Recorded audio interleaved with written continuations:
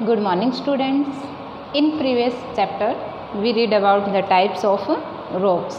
Today we read about the uses of rocks and minerals and also rock cycle.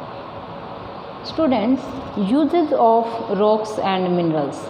जैसा कि हम देखते हैं रॉक और मिनरल्स हमारे कहाँ कहाँ यूज होते हैं।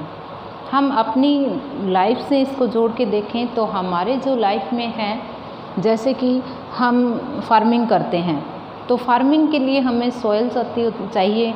अगर सॉइल नहीं होगी तो हम फार्मिंग नहीं कर पाएंगे।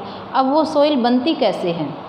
ये जो सॉइल जो बनती है वो हमारी रॉक्स से बनती है। सॉइल किससे बनती है स्टूडेंट्स? रॉक्स से बनती है। जब रॉक क्या है? Soil is formed from rocks, यानी कि मिट्टी जो है वो रॉक्स से बनती है। जब आपस में ये टकराती है रॉक्स तो उससे जो सॉइल बनती है। Now second is in early time rocks were use to make weapons and tools. जैसा कि हमने हिस्ट्री में पढ़ा स्टोन एज, तो उसका नाम ही स्टोन एज है। अब उसका नाम स्टोन एज क्यों है? बिकॉज उस टाइम जो पीपल हैं वो स्टोन के यूटेंसिल्स यूज़ करते थे, स्टोन के ही वेपन्स यूज़ करते थे, इसलिए उसको स्टोन एज कहा गया। तो ये स्टोन हमें मिले कहाँ से? तो स्टोन हमें कहाँ से मिलता है? रॉक से मिलता है। तो ये तो हो गई कि हम अर्ली टाइम की बात हो गई कि पुराने ज़माने में लोग जो हैं वो स्टोन का यूज़ करते थे। Now is rocks are frequently used in construction of road, houses and dams। जो हम रोड्स बनाते हैं, हाउस बनाते हैं, घर बनाते हैं या फिर डैम्स बनाते हैं, तो इनमें भी हम क्या है रॉक्स का यूज़ करते हैं। जैसे कि आप देखते हैं इनमें आप जब हम घर बनाते हैं तो घर में भी हमें पत्थर चाहिए होते हैं, पत्थर लगाते हैं। नींव जब घर की तैयार की जाती है तो उसमें मोस्टली स्टोन सी पत्थर, बड़े बड़े पत्थर सेट किए जाते हैं, क्योंकि वो क्या है हमारी एक सिक्योरिटी हो जाती है कि वो जल्दी से टूटेगा नहीं। इसलिए रॉक्स जो हैं इन चीज़ों में भी हमें बनाने के लिए, रोड बनाने के लिए, ड्यूरेबल रोड बनाएंगे तो उसमें हम रॉक्स का यूज़ करेंगे। अब फोर्थ आता है chemicals found in some sedimentary rocks are use to make fertilisers. अब आता है फर्टिलाइज़र, यानी कि जो उर्वरक हमारा होता है फर्टिलाइजर्स, इसको हम उर्वरक कहते हैं। ये हमें सेडिमेंट्री रॉक में पाया जाता है और ये फर्टिलाइजर्स हम मोस्टली हमारी क्रॉप्स पे यूज़ करते हैं। जब हमारी क्रॉप्स में कुछ पौधे ऐसे होते हैं जिनकी बढ़वार रुक जाती है या कुछ ऐसे हो जाते हैं जिनकी बढ़वार बहुत ज़्यादा हो जाती है, तो इस प्रकार से ये जो फर्टिलाइज़र्स हैं, जैसा कि आप देखते हो आपके खेत में जब यूज़ करते हैं आपके पेरेंट्स, तो वो फर्टिलाइज़र होते हैं। ये भी हमें रॉक से मिलते हैं।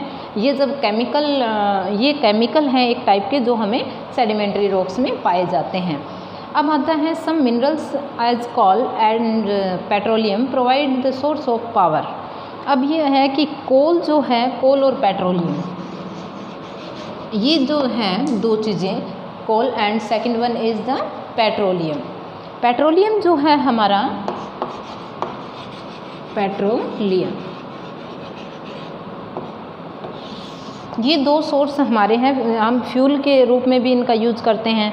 जैसे कि पेट्रोलियम जो हमारा है वो आफ्टर प्रोसेस जो हम व्हीकल्स में यूज़ करते हैं। कोल जो है हमारा ये मुख्य साधन है जिसको हम फ्यूल यानी कि ईंधन के रूप में प्रयोग में लाते हैं। ये तो हो गए हमारे रॉक्स और मिनरल के यूजेस, यानी इस प्रकार से हम रॉक और मिनरल को यूज़ करते हैं।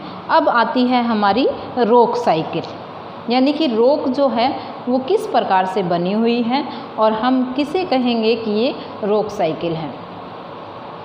Students, destruction and disintegration and creation of rocks in cycle order is known as the rock cycle.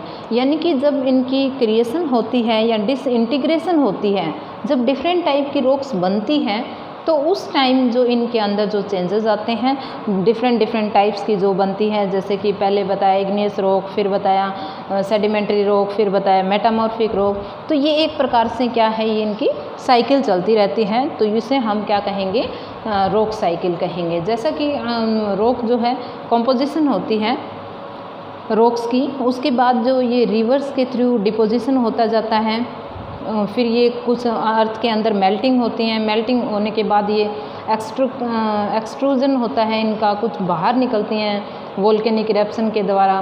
फिर दोबारा ये क्या होती हैं, अर्थ के सरफेस पे आती हैं, सरफेस के आने के बाद ये इनका वेदरिंग यानी कि टूटती हैं आपस में, टूटने के बाद इनका सॉइल बन जाती है, सॉइल बनने के बाद इरोजन होता है, इरोजन के बाद फिर डिपोजिशन होता है। तो इस प्रकार से जो हमारी ये रॉक्स का है जो साइकिल चलती रहती है उसे हम क्या कहते हैं, रॉक साइकिल कहते हैं। This now today our chapter is finish student, you should find out the exercises of this chapter in your book and also try to find out the short question answer.